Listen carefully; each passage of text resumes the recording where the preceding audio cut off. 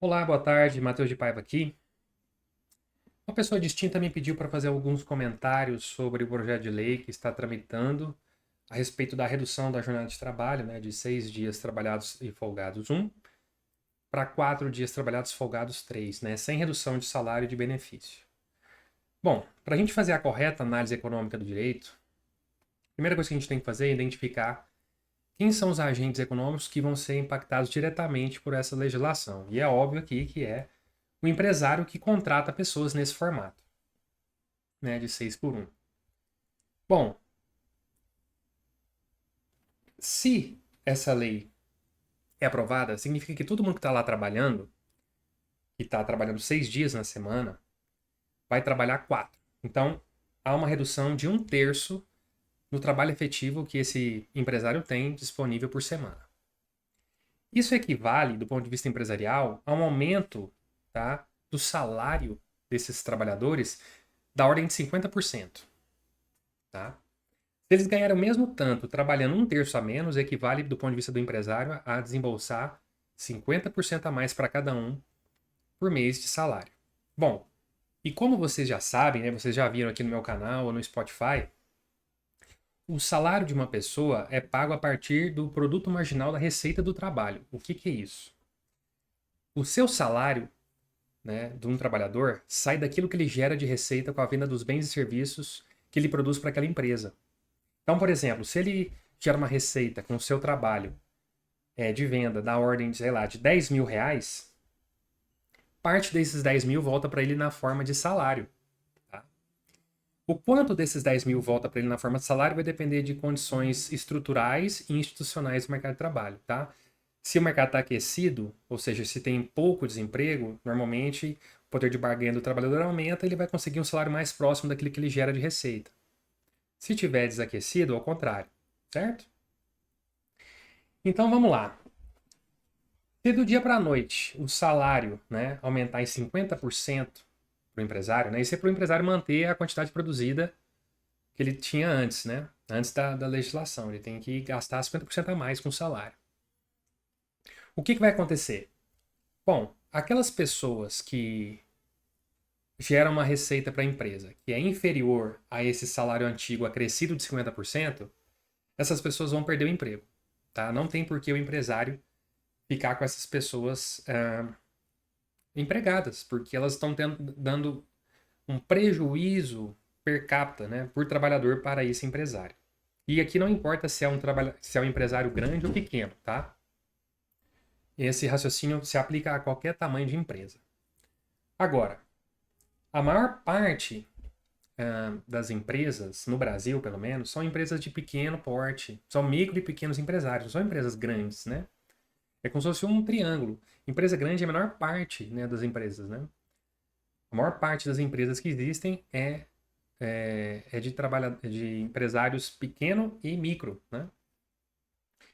Bom, isso é só um dado para vocês terem em mente aí. Então, olha só.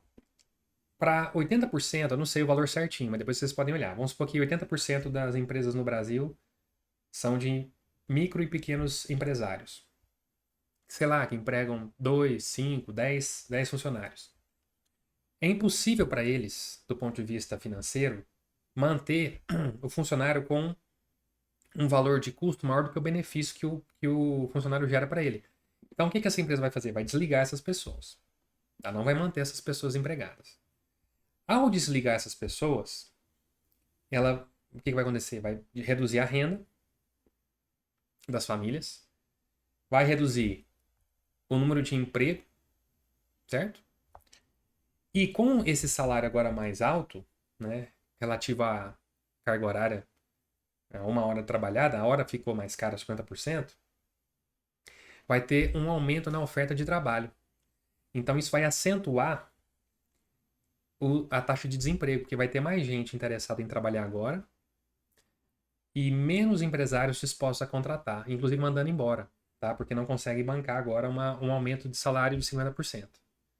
O efeito imediato disso é o aumento do desemprego, tá? Então muitas pessoas aquelas que não vão conseguir perfazer uma receita para a empresa superior ao seu salário antigo mais esse reajuste de 50%.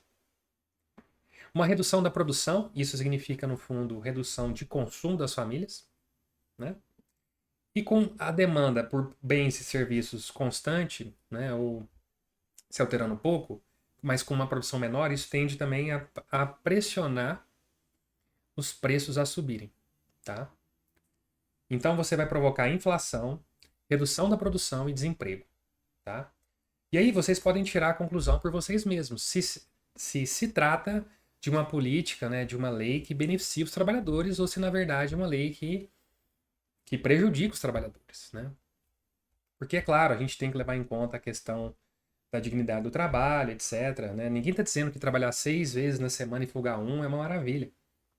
Mas a questão é que, muitas vezes, a estrutura econômica ela acaba por dar um tom, dar um ritmo para a dinâmica social que muitas vezes não...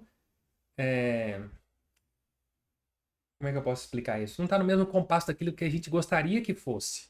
E às vezes a gente ir acelerado demais, chegando ao resultado, a gente acaba produzindo um efeito oposto àquilo desejado, né? Ou seja, se a gente quer melhorar as condições de vida dos trabalhadores, não é com a canetada e fazendo as coisas de maneira arbitrária, assim, não é pela via do Estado, tá? Muitas vezes, na maior parte das vezes, ou quase nunca é pela via do Estado, mas de menos Estado. Porque olha só, se você reduz o Estado, você reduz a burocracia, você reduz o custo do Brasil, você reduz o custo de que projetos não sejam implementados, tá? Porque boa parte, por exemplo, do custo do empresário, na hora que você vai fazer um projeto e vai analisar a viabilidade dele, são burocracias, tributos, etc., que isso aí aumenta o custo, né? Para o empresário abrir uma empresa, né? Então, quando você reduz toda essa burocracia, essa tributação, etc., você gera desregulação, você facilita a abertura de empresa. E toda vez que abre uma empresa nova, você está tirando uma pessoa da taxa de desemprego, né? Essa pessoa que estava desempregada agora criou um emprego e ela pode, muitas vezes, contratar uma pessoa que está desempregada, né? E à medida que novas empresas vão sendo criadas, a disputa pela força de trabalho desempregada aumenta, o que vai forçar os salários a aumentarem, as condições de trabalho melhorarem e por aí vai. Então, a via para a gente poder aumentar a dignidade do trabalhador não é pela canetada.